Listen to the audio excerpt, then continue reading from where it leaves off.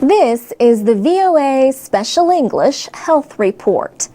Not all cheaters are creative, but apparently enough creative people cheat to interest researchers like Francesca Gino.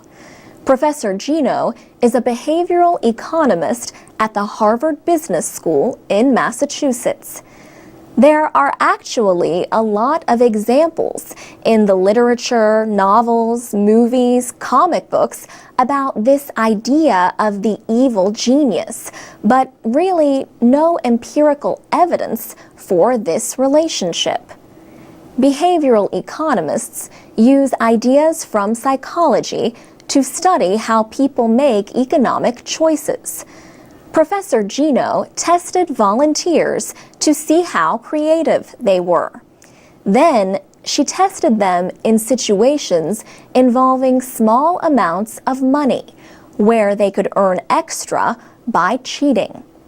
For example, they took a test and had to copy their answers onto another paper. But on that other paper, the correct answers were already lightly marked, supposedly by mistake.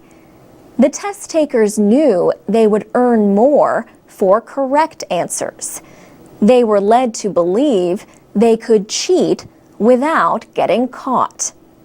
The results showed that the more creative people were more likely to cheat. By comparison, people who were more intelligent but less creative were not more likely to cheat. Professor Gino says creative people are better at creating excuses to justify their actions to themselves.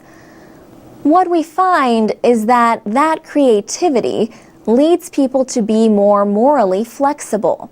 So they are much more able to come up with justification for the behavior that they're about to engage in.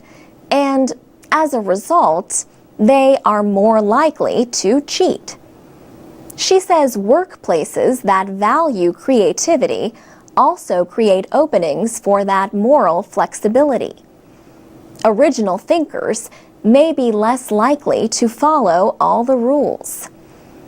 We think that creativity really helps people resolve this conflict between something that is more longer term, which is the idea of being good and moral, and then something that is more short term, which is the idea of advancing your own self-interest. And that does not necessarily mean getting money out of cheating, but it could also be getting other types of pleasures or utilities. The study shows the dark side of creativity. So it's not that we are trying to say that people shouldn't be creative.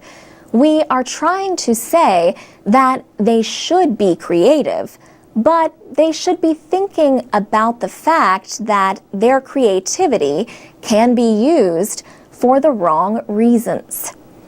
Her research with Dan Ariely at Duke University appears in the Journal of Personality and Social Psychology. For VOA Special English, I'm Alex Villarreal.